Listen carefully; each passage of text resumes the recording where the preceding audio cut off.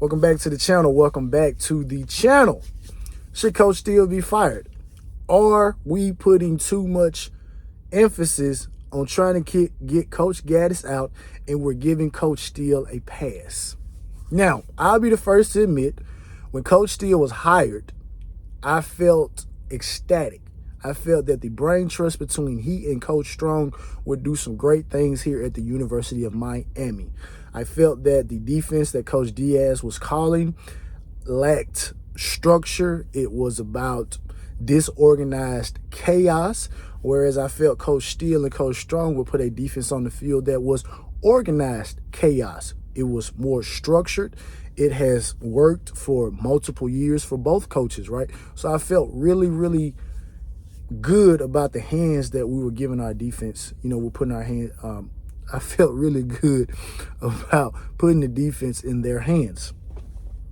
However, I've said it. The only two film guys that I watch are Coach Hayes and Wholesome when he was doing it. But one of the things that I have picked up from watching Coach Hayes' Good, Bad, and Ugly series, especially on the defensive side of the ball, is that same issues that were plaguing us in week one were the same issues that were plaguing us against the Pittsburgh Panthers, right? And it's two things you can take away from that. You can take away one, the players are not, well, it's two things you can take away, and both things can be true at the same time. They don't have to be mutually exclusive. They can be both accurate at the same time. But there's two things that I take away. One, the players are not smart enough to execute the scheme in the way that it's called. Or two, the coaches do not know how to adjust or put play or you know, we're not making adjustments to limit the offenses, right? So I think about back to my time, right? Personal story time. I went to a small junior college. I didn't make the team. I ended up getting cut, right? So I wasn't that good, right? But I was playing linebacker, and we were going through some drills one day. And the objective of the drill was run fit, right? It was a running back. I think we had a center, and then we had a guard, right? We had a guard. And it was just me as the linebacker. I didn't have to engage with the center, but the objective of the drill was run fit. So my job was to either get in the A gap or the B gap. That was my objective in that particular drill. And so I would attack the A gap, and obviously the running back would go off the B gap. And so I'm kind of scratching my head because I'm like, what is the end goal? What is the objective of this drill that we are doing? And the coach came over to me and he said, it doesn't look right, does it? I said, no, it don't look right. He said, but you're doing your job. That's your job. On this particular call, it is your job to get to the A gap. That is your only objective. Get to the A gap. And it's up to the other player, whether that's the DN, whether that's the other linebacker or whatever, whoever, or the safety, based on this particular call, this is your assignment. Don't worry about getting to the other side, because the minute you worry about trying to get over there and play hero ball, they're gonna come right through your gap, and I'm going to wring your neck. I said, got it, coach. I got it. And so when we watch this film throughout the course of the year, that's what we ended up seeing. We ended up seeing some guys that were not trusting the guys in front of them. They weren't trusting them.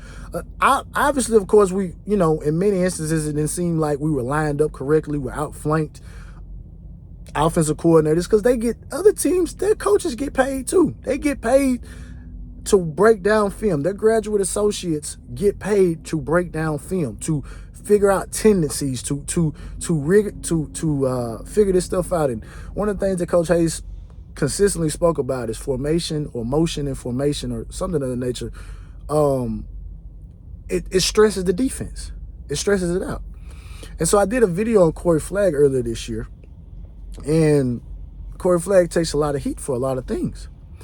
And when you sit down and you watch, because when we're watching the game live, we're watching it for the final outcome. We're not watching the game to try to break down and figure out, to rewind and fast forward and rewind and fast forward, pause to see, who's doing what. Some people may do it, but I know the majority of us are not. So you really have to give game film or game a second, third, maybe even a fourth look to really try to figure out, okay, what exactly is it that we're supposed to be doing on this particular scheme? Whose actual fault is it, right? We're acting off of impulse. We see Corey Flagg trailing. We say, oh, man, Corey Flagg doesn't have the speed to make this play. But the reality of the situation is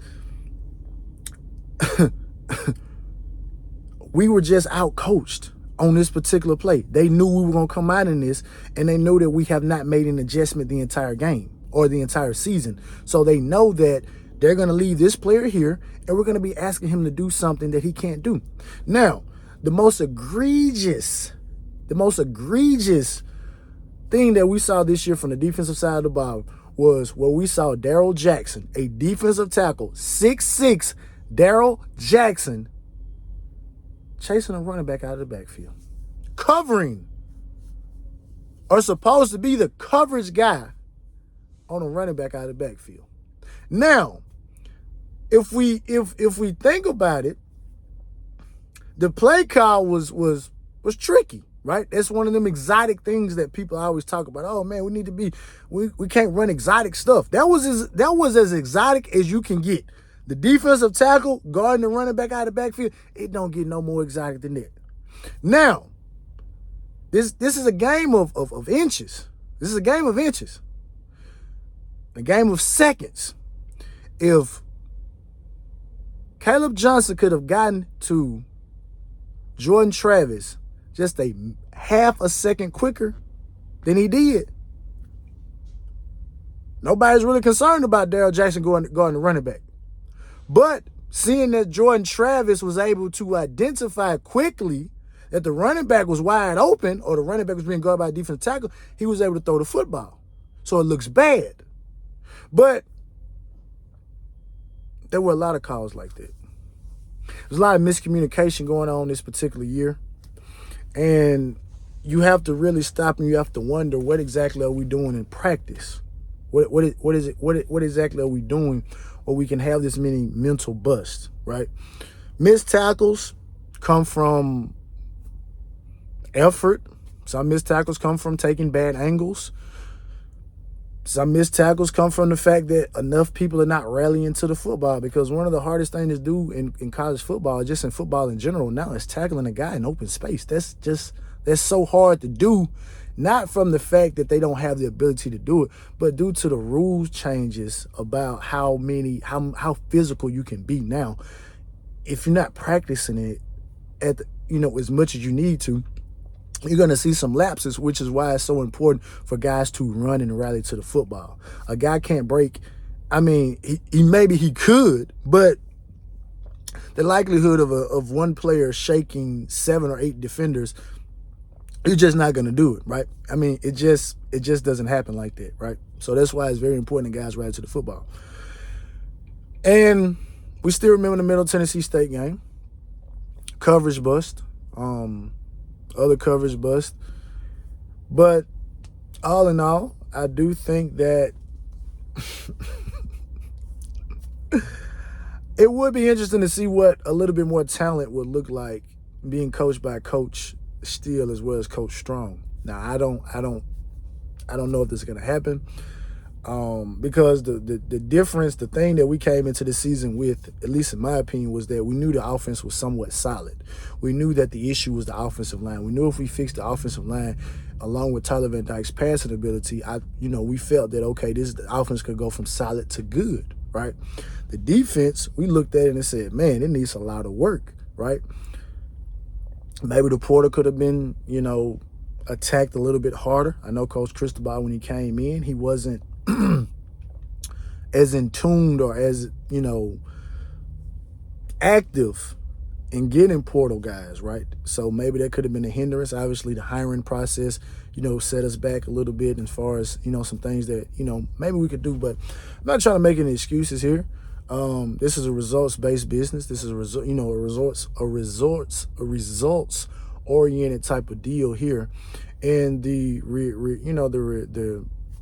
results are simply that The defense did not look as good as it needed to look when we think about the hires, that we made, right? I know obviously we're going back to the fact that, well, man, Coach Steele was on the couch.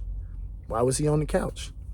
I know some people feel that, seeing that Coach Steele was on the couch, if he was initially Mario's number one target, then he should have, he could have been hired, right? So it's kind of like we're giving Coach Cristobal some slack to say, man, these weren't his initial, hires. But my rebuttal back to that, and you can let me know about this in the comment section. Just let me know about anything in this particular comment section that, you want to discuss. But if Coach Cristobal missed out on his top targets last offseason, how can we confidently say that the options that he would get after, if he does release Gaddis and Steele, how do we know that the options that come in after them would be of better quality? Right? But to answer the question, I do not think Coach Steele was as bad as Coach Gaddis, because the same issues that you could give for Coach Gaddis as far as injuries and things like that, I can give for Coach Steele. Not the injuries, but the depth and the lack of it. The fact that we have Keontre Smith, who was a in-the-box safety in high school, we're putting him at linebacker. The fact that we had so poor linebacker development over a period of time. I'm going to say this and I'm going to get out of here. That super-duper freshman class of linebackers that we brought in with Shaquille Quarterman, Zach McLeod, and Pinckney, as fans do, I already said, okay, boy, this is the Bermuda Triangle 2.0. My thing was this: that very next class, we should have brought in linebackers that were as equal in talent as those guys to push them. And that's one thing I do commend Coach Cristobal for doing. Recruit talent on top of talent. Let guys know that your job ain't safe. And that's the way it needs to be. And so while we can point to say, well, the guys that we did recruit, behind those guys, a lot of those guys had injuries.